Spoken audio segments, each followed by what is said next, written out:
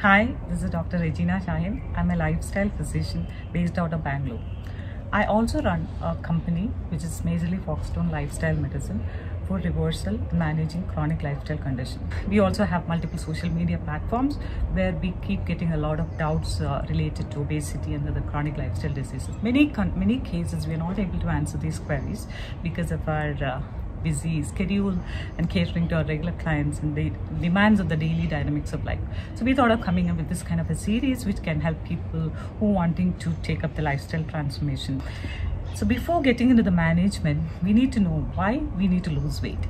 Okay, so giving a little background to this is actually many people think that they're already in a healthy state. You know, they say that I look healthy, I look plump. People like it that way. The blood test done recently, blood level shows that I'm a little pre-diabetic.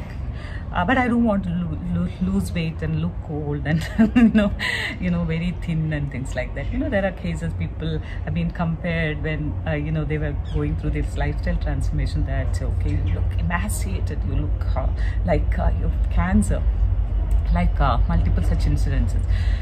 So what happens is actually we give a lot of importance to our physical appearance and very less importance to our health.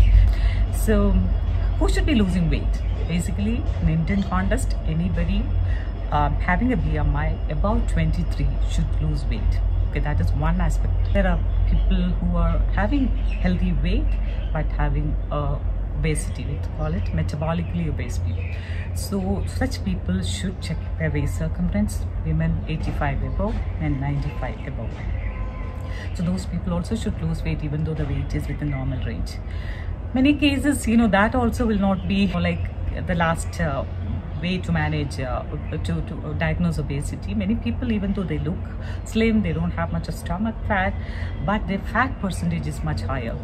On an average, it's better to keep the fat percentage between 15 to 21 or under 30 for women actually. So then, next question. India is an underdeveloped or developing country. How is it going to be possible to have so much of obesity people in our country? And also when I took up this journey, many people have told me that, you'll not have major people with metabolic conditions and obesity in India because it's a Western disease. But look at the statistics which came in 2020, sometime in November. It says that 50% of the urban India is obese. In that megacity, 70% of them are overweight or obese. It is high time that we start acting on obesity.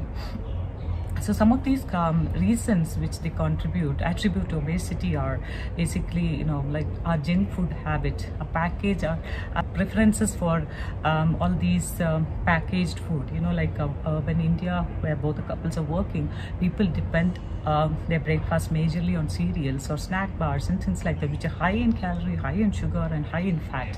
Another population is actually another sector of the population where they just believe in eating like our ancestors. The ancestors have 30-40% more activity than us, but we still eat like them with high calorie grains as 3/4 of our plate actually. And definitely sedentary lifestyle.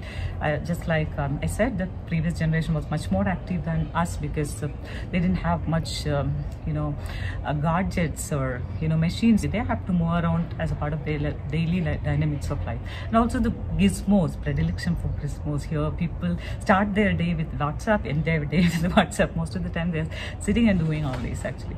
And these are the reasons which kind of aggravated obesity. COVID lockdown came into the picture. There are a lot of people who comes with obesity issues.